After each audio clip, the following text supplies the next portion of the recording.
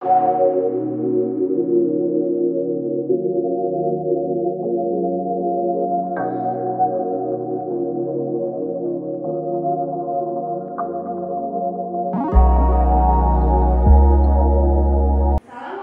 warahmatullahi wabarakatuh. Perkenalkan, kami dari PSPU Hamka angkatan 38. Di sini kami akan memberikan konseling mengenai penggunaan hand inhaler pada penyakit asma. Perkenalkan, saya Fitra Felicia sebagai apoteker. Saya Rizky Laila Damayanti sebagai pasien. Selamat menyaksikan, semoga bermanfaat.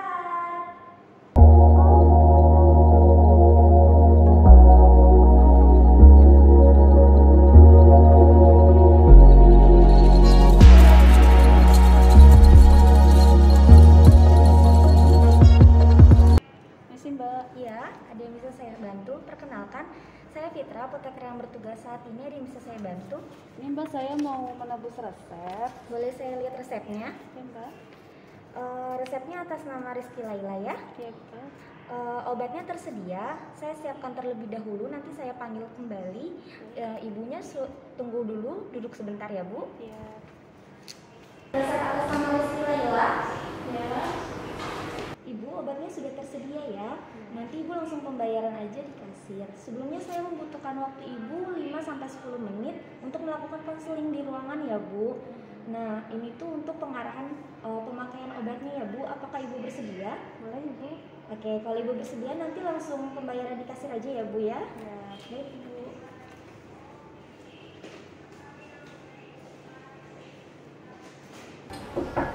Iya masuk. Waalaikumsalam. Silakan masuk. Silakan duduk Ibu. Baik Ibu, seperti yang saya sudah jelaskan tadi di depan, saya membutuhkan waktu Ibu 5-10 menit ya Bu untuk menjelaskan cara pemakaian obatnya. Nah, ini tuh disebutnya dengan konseling Ibu. Tujuan konseling itu untuk meningkatkan pemahaman Ibu, pengetahuan serta cara pemakaian obatnya. Boleh sebutkan namanya Ibu? Boleh. Namanya Rizky Laila Damayanti. Oke, Rizky Laila Damayanti. Apa benar dengan Ibu sendiri? Benar Ibu. Oke, baik Ibu. Boleh sebutkan nomor telepon dan alamatnya? Boleh. Alamatnya di Jalan Rambutan 3 nomor 4. Untuk nomor teleponnya 0823 Ya. 1112 8525. Baik Ibu, sebelumnya dokter sendiri sudah menjelaskan belum tentang resepnya? Belum. Oh belum ya. Kalau gitu saya ingin mengajukan beberapa pertanyaan ya Bu. Apakah Ibu memiliki alergi? Tidak sih Bu. Tidak ya. Apakah Ibu sedang hamil atau menyusui? Tidak juga. Tidak juga. Baik Ibu, apakah dokter menyampaikan cara pemakaian obatnya? Tidak sih Bu. Oh tidak ya. Kenapa ya? Apakah dokternya lupa atau bagaimana? Kurang tahu sih Bu ya, soalnya kemarin tuh pas berobat dokternya cuma menyampaikan kalau saya tuh kan kena asma. Nah jadi untuk pengobatannya cuma ya dikasih obat ini untuk meredakan sesaknya aja gitu. Oke baik. Baik, apakah dokter memberikan harapan setelah penggunaan obat ini? Harapan dari dokter sih supaya saya nggak sesak lagi katanya gitu. Jadi dikasih obat itu. Oke baik. Dari resep yang diberikan dokter, Ibu diresepkan Strifa ya Bu. Ini tuh kandungannya tiotropium bromida 18 mikrogram. Nah ini tuh sediaannya dalam bentuk kapsul ya Bu. Ini itu untuk mencegah dan mengontrol gejala sesak nafas Ibu. Kemarin kan Ibu mengalami sesak nafas ya Bu. Iya. Nah akibat ada penyempitan pada saluran nafas Ibu. Makanya dokter itu memberikan obat ini gitu untuk melegakan saluran pernafasan Ibu serta mencegah agar tidak terkambuhnya lagi asma Ibu begitu. Nah penggunaan obat ini itu cukup 1 kali Ibu dan menggunakan alat namanya hand inhaler. Apakah Ibu sudah pernah menggunakan hand inhaler? Belum sih Bu. Oke belum ya Bu. Oke Ibu, saya akan menjelaskan cara pemakaian obatnya. Saya izin membuka kotaknya ya Bu. Iya. Baik Ibu, di dalam kotak ini itu tersedia alat hand inhalernya, kemudian sama kapsulnya ya Bu. Nanti Ibu ngambil 1 kapsul saja, kemudian Ibu buka perlahan-perlahan sampai tanda stop. ya Bu. Kemudian Ibu masukkan ke dalam alat HandiHaler ini gitu ya Bu. Sebelum Ibu menggunakan HandiHaler ini, Ibu cuci tangan terlebih dahulu gitu ya Bu. Kemudian buka penutup HandiHalernya. Nah, ini merupakan bagian corong penghisapnya Ibu. Kemudian Ibu buka lagi corong penghisapnya ini untuk memasukkan kapsul di dalamnya. Di sini ada bagian lubangnya ya. Kemudian Ibu masukkan ke dalam sini. Terus Ibu tutup kembali sampai terdengar bunyi klik gitu ya Bu. Terus ini ada tombol warna hijau, Ibu tekan ya Bu ya, untuk memastikan kapsulnya itu sudah terlubangi atau belum. Kemudian Ibu pegang secara horizontal. Ibu lalu menghirup nafas secara rileks. Kemudian Ibu buang perlahan. Jauhkan dari alatnya ini ya Bu ya. Kemudian Ibu masukkan ke dalam mulut dengan cara diapit dengan kedua bibir ya. Nah, diapit kedua bibir dengan tidak digigitnya ya. Kemudian Ibu menghirupnya itu secara keras sampai terdengar suara gemuruh dari kapsulnya. Kemudian Ibu tahan 5-7 detik ya Bu ya. Kemudian Ibu buang perlahan.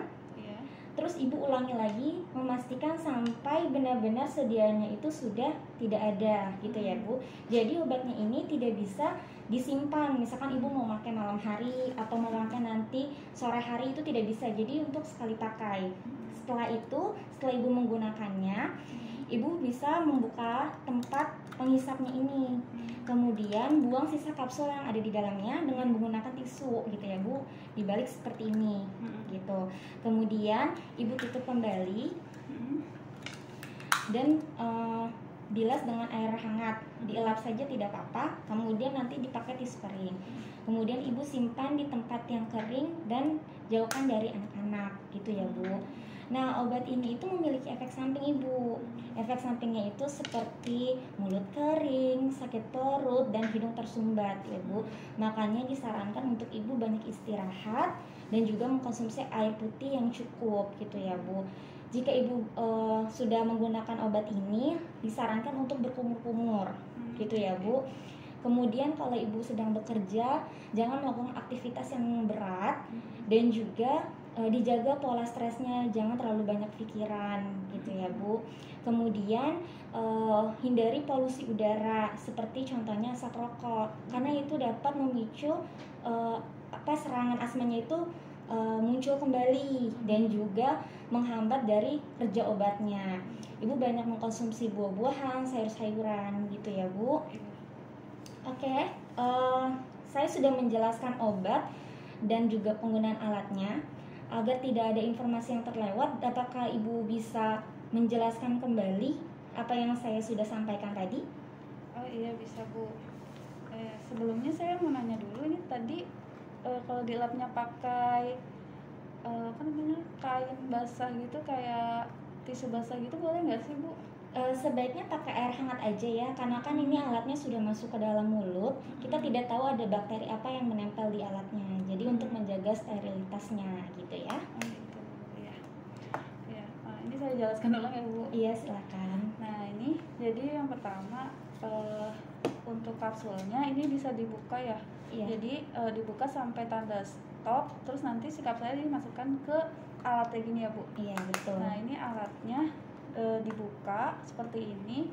Nah, ini bagian penghisapnya nanti bisa dibuka lagi. Nah, nanti si kapsulnya masuk ke dalam lubang sini ya Bu. Iya. Nah, terus kalau udah masuk kapsulnya ini ditutup aja gitu ya Bu, biasa. Terus ini dipencet yang bagian hijaunya sampai dia apa sih Bu, bolong ya. Iya, betul. Nah, terus abis itu sebelum menghisap kita tarik nafas dulu yang rileks. Nah, habis itu hembuskan nafas, jauhkan dari alat. Hembuskan nafas, setelah itu baru dimasukkan ke dalam mulut. Nah, terus dihisapnya itu sampai keras gitu ya, sampai si kapsulnya bergemuruh gitu ya tadi. Iya, sampai terdengar bunyi kapsul yang bergemuruh. Nah, setelah itu dilepaskan alatnya dari mulut. Terus ditunggu sampai 7 detik. Nah, kalau udah 7 detik baru dihembuskan lagi melalui mulut secara perlahan. Nah, itu gitu. Nah kalau misalkan udah selesai dan dikira kapsulnya masih ada, itu bisa dihisap lagi dengan cara yang tadi. Nah setelah selesai ini untuk membersihkan alatnya bisa dikeluarkan kapsulnya dengan dibuka seperti ini alat hisapnya, terus dibuang gini aja ya, dikeluarkan terus ditutup kembali. Nah ini untuk alat hisapnya nanti dielap aja ya pakai air hangat gitu ya Bu. Iya betul.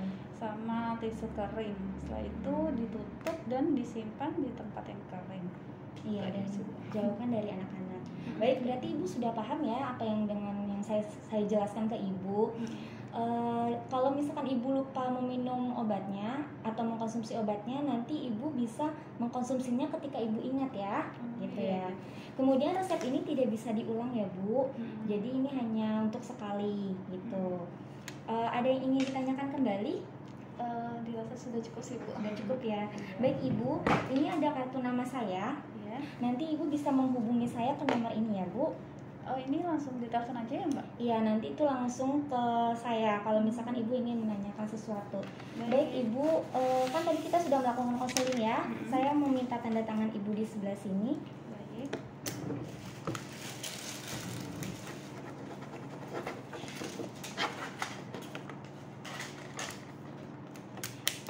Baik Ibu, ini obatnya ya. Terima kasih ya Ibu sudah meluangkan waktunya. Semoga cepat sembuh. Terima kasih banyak. Terima kasih. Pamit dulu ya Bu. Iya. Assalamualaikum. Waalaikumsalam.